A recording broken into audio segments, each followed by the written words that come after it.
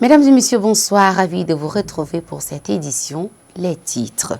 Fin ce mercredi 10 juin des travaux de la session ordinaire du Congrès du Parlement tchadien ouvert novembre dernier.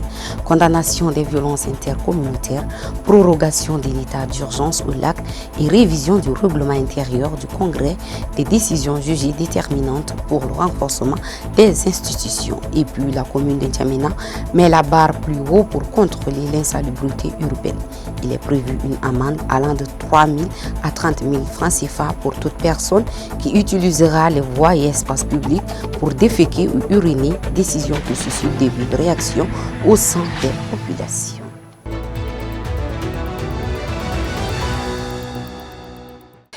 Une fois de plus, bienvenue à toutes et à tous. Après plusieurs semaines de travaux, le Congrès du Parlement tchadien a officiellement clôturé sa session ordinaire ce 10 juin au Palais de la Démocratie. Entre condamnation des violences intercommunautaires de Kim, prorogation de l'état d'urgence dans la province du Lac et réforme du règlement intérieur du Congrès, les parlementaires ont adopté des décisions jugées déterminantes pour la stabilité du pays et le renforcement des institutions. Bayrakula Maxime. Je vous invite à présent, distingués invités, mesdames et messieurs, à observer une minute de silence à la mémoire de nos compatriotes disparus.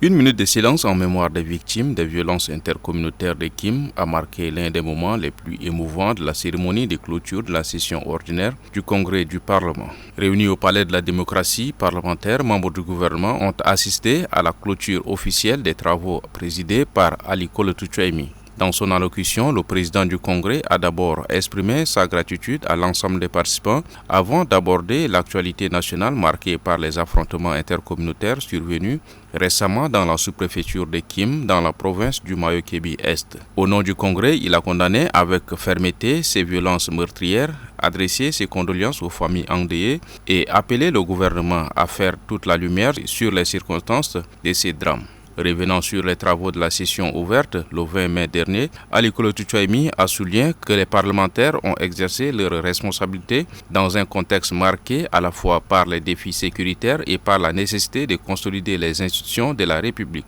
Au cours des débats figurait notamment la question de la prorogation de l'état d'urgence dans la province du Lac. Face à la persistance de la menace terroriste de Boko Haram, le Congrès a autorisé l'extension de cette mesure exceptionnelle pour une durée de 3 mois. Selon le président du Congrès, cette décision vise à permettre aux autorités compétentes de disposer des moyens juridiques et opérationnels nécessaires pour protéger les populations, maintenir l'ordre public et poursuivre les actions de sécurisation dans cette région fortement exposée aux attaques terroristes. Le Congrès a également examiné et adopté la révision de son règlement intérieur, une réforme rendue nécessaire par des évolutions introduites par la Constitution du 17 décembre 2023. Les travaux ont été conduits par une commission spéciale mixte paritaire composée des membres de l'Assemblée nationale et du Sénat. Le nouveau texte adopté doit permettre une meilleure cohérence de l'organisation parlementaire et renforcer le fonctionnement institutionnel du Congrès. Pour Ali Koletou Tchoaimi, cette réforme constitue une étape importante dans le processus de consolidation de la démocratie parlementaire et traduit la volonté des institutions de promouvoir davantage la transparence, la bonne gouvernance et le respect de l'état des droits. Au terme de cette session, le président du Congrès a estimé que les décisions adoptées engagent l'avenir de l'institution parlementaire et participent au renforcement des fondements de la République. Il a appelé les acteurs politiques et institutionnels à préserver l'esprit de dialogue, de responsabilité et d'unité nationale qui a marqué les travaux avant de déclarer officiellement clos les travaux de la session ordinaire du Congrès du Parlement. Ouverture ce 10 juin à Koumra dans le Mandoul de l'atelier de mobilisation des acteurs nationaux sur la compréhension des enjeux et objectifs du projet d'appui au renforcement des compétences professionnelles dans le corridor stratégique N'Djamena-Douala en faveur de la croissance économique au Tchad. Un projet de 4 années piloté par l'ONG Enfants du Monde et Essor avec le soutien financier de l'Agence française de développement, correspondance Dominique Didier. Copiloté par l'ONG Enfants du Monde et Essor, ce projet d'une durée de 4 ans est un vecteur de développement économique et humain pour le Tchad et la sous-région, car il vise à soutenir la croissance économique du Tchad et faire de la formation professionnelle un levier concret de développement, d'employabilité et de compétitivité. Cette mobilisation des acteurs nationaux autour de ce projet est une opportunité d'échange et de réflexion pour une mise en œuvre prenant en compte tous les aspects afin d'avoir l'approbation et l'adhésion de tous les acteurs impliqués. À cette occasion, la secrétaire générale de l'Académie du Sud-Est, Madame Lynn Livoris Neloum, dit que le corridor N'Djamena-Douala n'est pas seulement un axe de transit, mais aussi un espace d'opportunité, d'échange et de transformation économique, car il concentre des chaînes de valeur porteuses dans le secteur agroalimentaire et mobilise plusieurs acteurs productifs dont les compétences doivent être renforcées pour répondre aux défis du marché. Souleymane Ouedraogo, directeur pays Enfants du Monde pour sa part, estime que le Mandoul regorge de plusieurs potentialités, que le projet doit y apporter des réponses. Le Mandoul est l'une des 4 provinces retenues par Formapro. Elle présente des dynamiques économiques spécifiques. La forme de producteurs organisés autour du riz, des arachides, du sésame, du karité, qui constituent aujourd'hui des points d'entrée concrets pour les interventions du projet. Lançant officiellement le dit projet, le secrétaire général de la province du Mandoul, Djimas Ndjedoubom, s'est adressé en ces termes. La province du Mandoul dispose d'importantes potentialités économiques, notamment dans le secteur de l'agriculture, de l'élevage, de la transformation agroalimentaire, du commerce et des services. Notre province constitue également un maillon essentiel du corridor stratégique N'Djamena-Douala, principal axe d'échanges commerciaux où l'offre et la demande se croisent entre la République du Tchad et la République camerounaise. Au cours de la journée, les participants auront à se plancher sur la présentation du projet, ses objectifs et ses axes de réflexion afin de réussir la mise en œuvre du dit projet. Dans sa lutte contre l'insalubrité urbaine, la commune de N'Djamena interdit désormais la défécation et la miction sur les voies et places publiques sous peine d'amende allant de 3 000 à 30 000 francs CFA. Si cette mesure est saluée pour son objectif d'assainissement de la capitale, elle soulève également des interrogations sur la disponibilité des toilettes publiques et la définition des espaces concernés par cette réglementation. Tansohanta. Cette décision s'inscrit dans une volonté légitime d'améliorer le cadre de vie des habitants et de lutter contre les pratiques qui contribuent à l'insalubrité urbaine. Dans plusieurs quartiers de la capitale, les plaintes liées aux mauvaises odeurs et à la dégradation de l'environnement sont récurrentes. Cependant, au-delà de son caractère dissuasif, cette disposition soulève plusieurs interrogations quant à sa mise en œuvre effective. La première concerne l'existence même des infrastructures sanitaires publiques. Dans une ville qui compte plusieurs centaines de milliers d'habitants et accueille quotidiennement des milliers de visiteurs, les toilettes publiques demeurent rares, voire inexistantes dans de nombreux secteurs. Pour les commerçants des marchés, les conducteurs de taxis, les mototaximens, les travailleurs journaliers ou encore les passants, satisfaire un besoin naturel peut rapidement devenir un casse-tête. Par ailleurs, l'absence d'espaces sanitaires accessibles peut pénaliser davantage les populations les plus vulnérables sans pour autant apporter une solution durable au problème. Une autre zone d'ombre réside dans la définition des espaces concernés par l'arrêté. N'Djamena compte de nombreux terrains vagues, communément appelés Bouta, qui servent parfois de dépotoirs sauvages ou d'espaces abandonnés.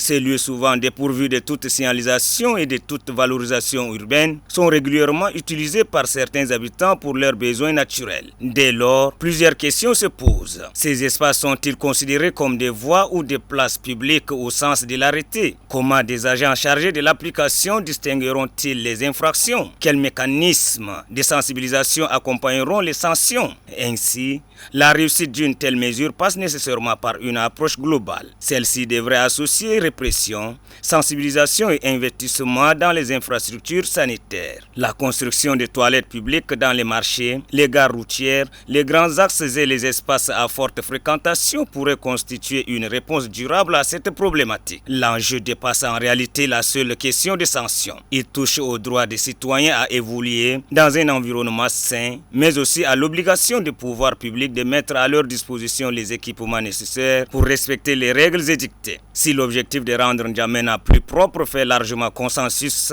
les débats autour de cette mesure rappellent qu'une politique de salubrité efficace ne peut se limiter aux amendes. Elle doit également s'appuyer sur des solutions concrètes permettant aux citoyens de se conformer aux exigences de la loi. Ne pas déféquer et uriner sur les voies publiques et espaces publics, le sujet a suscité depuis son annonce des vives réactions au sein de la population. Suivez. La défécation à l'air libre, la mairie devait d'abord étudier la situation en place. Voici, partout dans la ville de N'Djamena, il n'y a aucune latrine publique. Et maintenant, les gens se déplacent. Et la diarrhée peut attaquer l'homme à tout moment. Et maintenant, si la diarrhée t'attaque quelque part et tu trouves la poubelle, tu ne pourras pas te mettre à l'aise. Celui qui chie à l'air libre, là, on l'arrête. Maintenant, il n'y a pas. Il faut que votre WC soit propre et tu mets là-bas. Alors, si ça va plainte, tu l'amènes, le véhicule va prendre ça. Lorsqu'on prend une décision et que s'il n'y en a pas à tenir les conduites, ce qui est sûr, ça ne va jamais aboutir à une solution quelconque. Mais quand engager déjà une décision là, il faudrait qu'on mette aussi les gens pour voir qui fait ce genre, qui fait ça pour arranger la ville.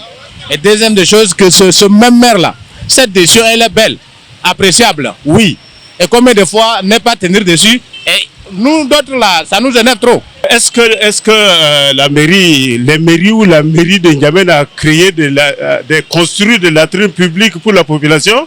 Et c'est la défection ou bien quoi, à l'air libre qui préoccupe la mairie. Est-ce que la mairie a même de l'eau potable, la mairie a donné à la population?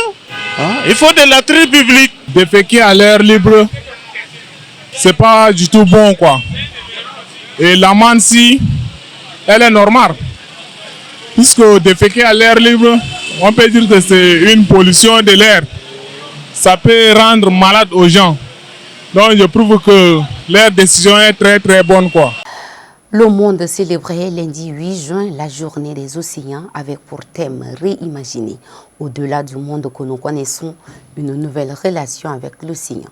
Parlant justement de cette relation, comment se traduit-elle sur le climat d'un pays comme le Tchad? Les océans contribuent-ils au bien-être? Des questions que Théâtre Marilyn a posées au docteur Alaramadi Mouldidé, géomaticien hydrologue. Le 8 juin, que le monde a célébré la journée mondiale de l'océan. Donc les océans jouent un rôle capital dans l'influence climatique en nous rappelant bien de la géographie du Tchad. On parle de l'influence du mécanisme du climat, dont le climat tire d'abord son origine dans l'océan Atlantique par la mousson qui influe et qui crée des mouvements ascendants et descendants de masse d'air en commun accord, en relation avec l'anticyclone de la Libye appelé Harmattan. Donc les deux forment ce qu'on appelle une zone de convergence intertropicale. Donc leurs conséquences généralement pour notre pays, le Tchad, c'est la précipitation. Donc à chaque fois qu'il y a une zone de convergence intertropicale, la conséquence immédiate n'est rien autre que les précipitations. Des glaces, en parlant de l'Arctique et de l'Antarctique, les océans de glace. Et ces océans de glace, lorsque ces océans se fondent, leur eau se déverse dans les océans et par conséquent le niveau de la mer augmente. Alors que le Tchad partage avec le Cameroun voisin ici, le port Kribi qui se trouve aussi dans l'océan. Donc lorsque le niveau de l'eau augmente, ces ports peuvent être attaqués, inondés et cela peut influencer directement l'économie tchadienne, parce que l'économie tchadienne, surtout le pipeline en matière de pétrole, passe par le port du Cameroun et même les matières premières et les matériaux de construction passent généralement par ce port et via Kribi pour le Tchad.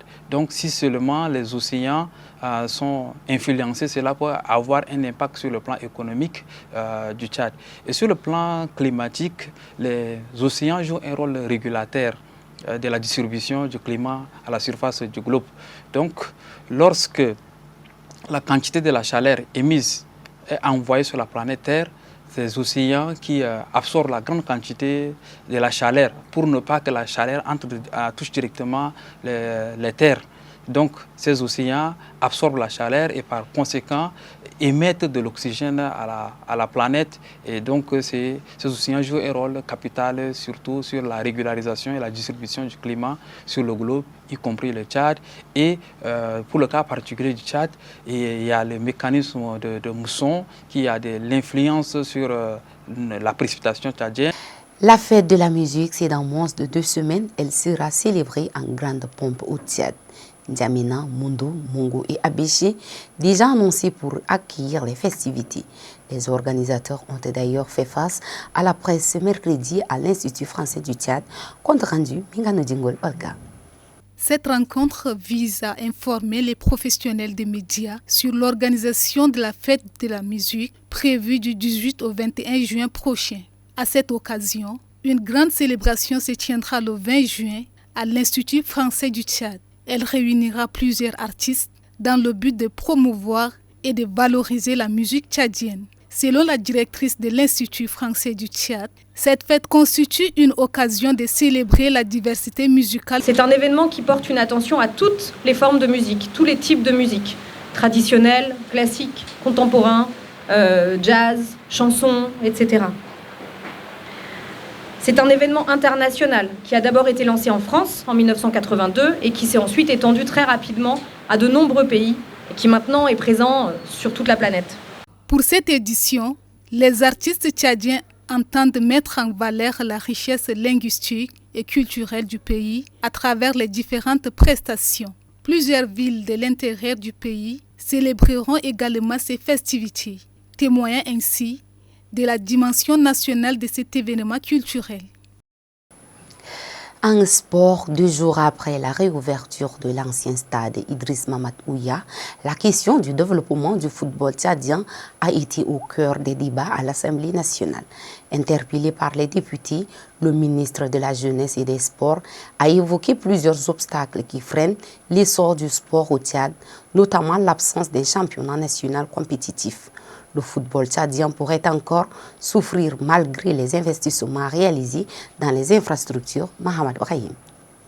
La réhabilitation du stade Idriss Mahamat Ouya, deuxième principal complexe sportif du pays, suscite beaucoup d'espoir pour la relance du sport tchadien. Cependant, au-delà des infrastructures, plusieurs défis demeurent pour permettre au football national de retrouver son dynamisme.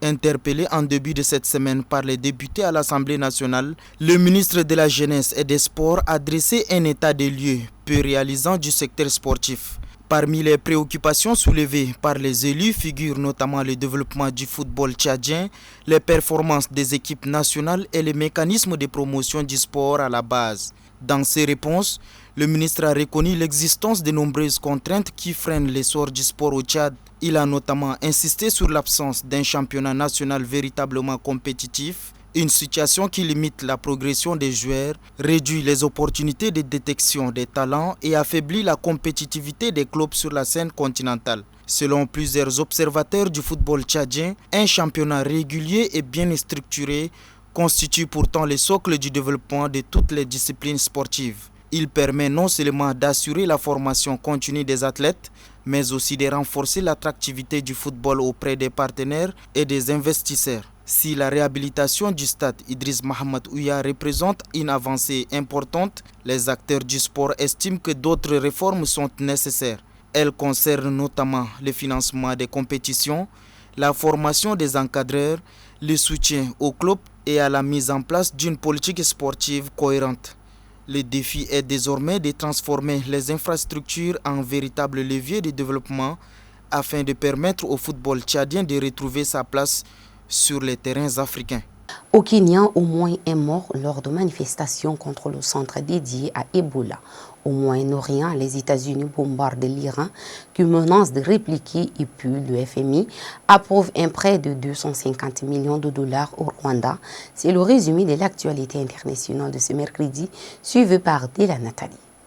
En Afrique du Sud, des centaines de ressortissants étrangers attendent leur rapatriement vers le Malawi après une vague de violence xénophobe.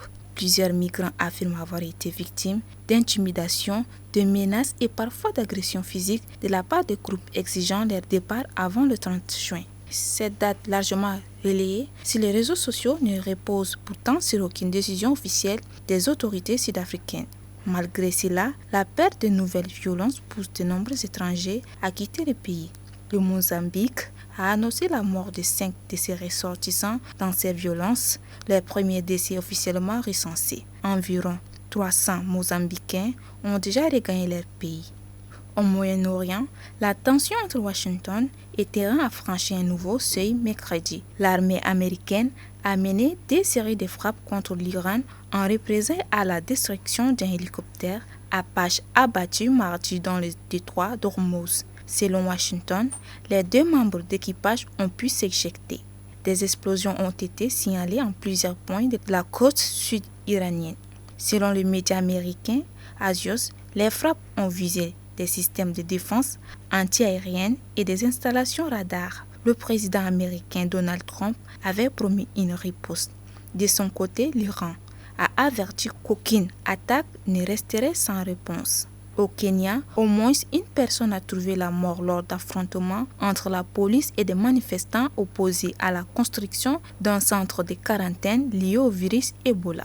Le centre situé sur la base aérienne de Laikipia à Nanyuki, au pied du mont Kenya, doit accueillir des citoyens américains en provenance de la République démocratique du Congo, actuellement confrontée à une épidémie d'Ebola.